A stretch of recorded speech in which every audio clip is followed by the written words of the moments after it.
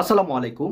জুলাই অভ্যুত্থানে স্বৈরাচারী শেখ হাসিনা এবং শেখ মুজিবুরকে নিয়ে বিপ্লবীদের পক্ষ থেকে যে গ্রাফিতি আঁকানো হয়েছিল সেটা গত রাতে ঢাকা বিশ্ববিদ্যালয় প্রশাসনের পক্ষ থেকে মুছে ফেলা হয়েছে এবং যার প্রতিবাদে ঢাকা বিশ্ববিদ্যালয় সহ বিভিন্ন ছাত্র সংগঠনের নেতৃবৃন্দের এক ধরনের প্রতিক্রিয়া দেখা যাচ্ছে। এখন এই যে গ্রাফিতি, এই গ্রাফিতিটা ওইখানে রাখা কেন জরুরি, এই বিষয়টা নিয়ে আজকে আমি কথা বলবো।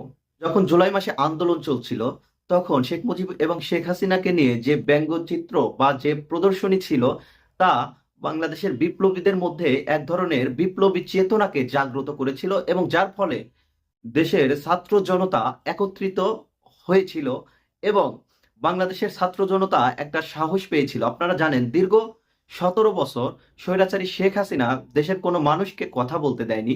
যখন এটা জনগণের পক্ষ থেকে দেখতে পেল যে শেখ হাসিনাকে নিয়েও ছবি আঁকা যায়, এই ছবি দেখেই অনেক মানুষ সাহস পেয়েছিল এবং বিপ্লবীরা ধীরে ধীরে বিপ্লবের পথে এগোচ্ছিল। এর ফলে বাংলাদেশে যে জুলাই অভ্যুত্থান, সেই জুলাই অভ্যুত্থানটা সহজ হয়েছিল।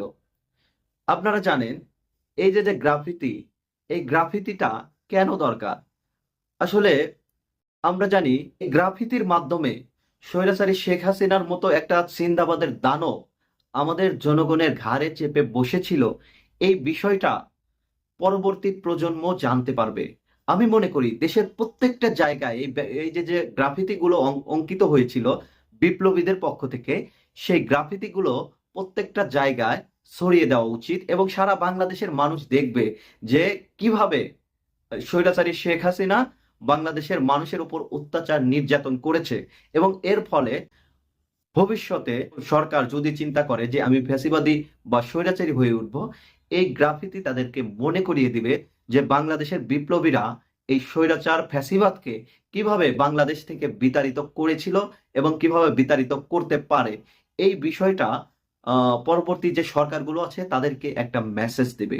এছাড়াও পরবর্তী প্রজন্ম যাতে আমাদের যেসব শহীদ আবু সাইদ, ওয়াসিম, মুগ্ধ সহ যেসব শহীদরা আছে, সেই শহীদদের যুগে যুগে এইসব গ্রাফিতি গুলো দেখে তারা আমাদের শহীদদেরকে স্মরণ করবে এবং এরা আমাদের দেশকে যে কিভাবে উদ্ধার করেছে বা কিভাবে আমাদের দেশের মানুষকে মুক্তি দিয়েছে তাদের জীবন উৎসর্গের মাধ্যমে, এই বিষয়গুলো কিন্তু এই গ্রাফিতির মাধ্যমে পরবর্তী প্রজন্ম এটা জানতে পারবে। বিশ্ববিদ্যালয় প্রশাসন হয়তো বিশ্ববিদ্যালয়ের সৌন্দর্য বর্ধন করার জন্যই হয়তো এইসব গ্রাফিতি মুছতে গিয়েছে, কিন্তু এই বিশ্ববিদ্যালয়ের প্রশাসনকে অবশ্যই বোঝা উচিত গ্রাফিতি গুলো শুধু গ্রাফিতি নয়। এক একটা গ্রাফিতি এই জুলাই অভ্যুত্থানের আগে স্বৈরাচারী শেখ হাসিনার আমলকে মনে করিয়ে দিবে। সংগ্রামী ভাইরা, অনেকেই বলার চেষ্টা করছে যে এটা সৌন্দর্য বর্ধনের জন্য। আমরা জানি শেখ হাসিনার যে গ্রাফিতিটা ছিল এবং শেখ মুজিবের যে গ্রাফিতিটা ছিল, তার উপর জুতার মালা দেওয়া হয়েছিল এবং বিভিন্ন কাদা মাটি সহ বিভিন্ন ভাবে নোংরা করা হয়েছিল এবং এর দ্বারা ছাত্র জনতা মেসেজ দিতে চেয়েছে যে স্বৈরাচারী শেখ হাসিনার আমলটা কত নোংরা ছিল, কত খারাপ ছিল। এ কিসের যোগ্য? শেখ হাসিনা যে এইসবের যোগ্য, এই গ্রাফিতি গুলো আমাদেরকে স্মরণ করিয়ে দেয়। এই জন্য দেশের ছাত্র জনতার উদ্দেশ্যে বলবো, বাংলাদেশে এই যে যে গ্রাফিতি গুলো, এই গ্রাফিতি গুলো যদি কোথাও মুছে দেওয়ার চেষ্টা করে, যে ভাষায় থাকুক বা যে ব্যঙ্গচিত্রই থাকুক, যেভাবে বিপ্লবীরা এঁকেছে ঠিক সেইভাবেই থাকতে হবে। কোথাও যদি মুছে ফেলার চেষ্টা করা হয়, আপনারা ঐক্যবদ্ধভাবে এটা প্রতিরোধ করবেন। না হলে ভবিষ্যৎ প্রজন্মকে আমরা কি দেখাবো? আমরা যে জুলাই অভ্যুত্থানে এক একজন বুলেটের সামনে বুক পেতে দিয়ে আমরা একটা স্বৈরাচারী ফ্যাসিবাদের হাত থেকে বাংলাদেশকে মুক্ত করেছিলাম, মুক্তির স্মারক ভবিষ্যৎ প্রজন্মের সামনে আমরা এইভাবে তুলে ধরতে পারবো যদি আমরা এইগুলোকে রক্ষা করতে পারি। আর যদি রক্ষা না করতে পারি, তাহলে আস্তে আস্তে বাংলাদেশের মানুষ এটাকে ভুলে যাবে। বাংলাদেশের মানুষ এটাকে ভুলে যাবে। যেভাবে একটা বিপ্লবকে অভ্যুত্থান হিসাবে দেখানোর চেষ্টা হচ্ছে, সেই বিপ্লব, সেই বিপ্লবী চেতনা যাতে বারবার পুনরায় জাগ্রত হয়, সেই জন্য এইসব গ্রাফিতি গুলো আমাদের অবশ্যই দরকার।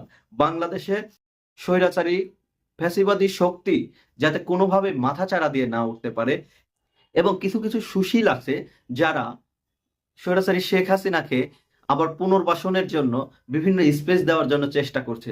এইসব গ্রাফিতি যদি মুছে যায় তাহলে এদের মাত্রা আরো বেড়ে যাবে এবং এরা বিভিন্নভাবে জুলাই বিপ্লবকে বিভিন্নভাবে ছোট করবে এবং স্বৈরাচারী শেখ হাসিনাকে বাংলাদেশে প্রাসঙ্গিক করে তোলার একটা ব্যর্থ প্রচেষ্টা চলছে বলেই আমি মনে করি।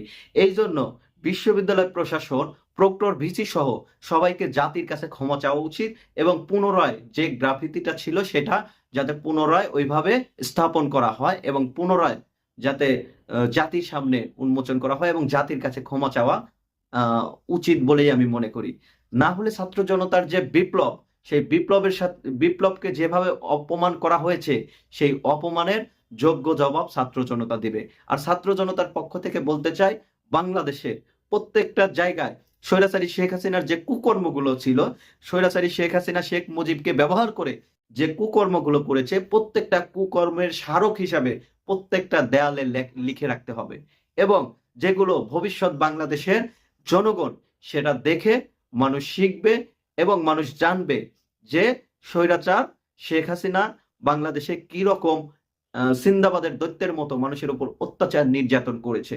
সেটা যদি আমরা ভবিষ্যৎ প্রজন্মকে দেখাতে না পারি তাহলে ভবিষ্যৎ প্রজন্ম এখন যেমন মুক্তিযুদ্ধের প্রজন্মের ভুয়া ব্যাখ্যা করা হয় বা বিভিন্ন বিকৃত ইতিহাস মানুষের সামনে তুলে ধরা হয়, সেই রকম বিকৃত ইতিহাস বাংলাদেশে তুলে ধরা হবে। এখনই স্বৈরাচারী শেখ হাসিনা এবং তার দালালরা বিভিন্নভাবে জুলাই যে গণহত্যা, সেই গণহত্যার দায় বিপ্লবীদের ঘাড়ে চাপাতে চাচ্ছে।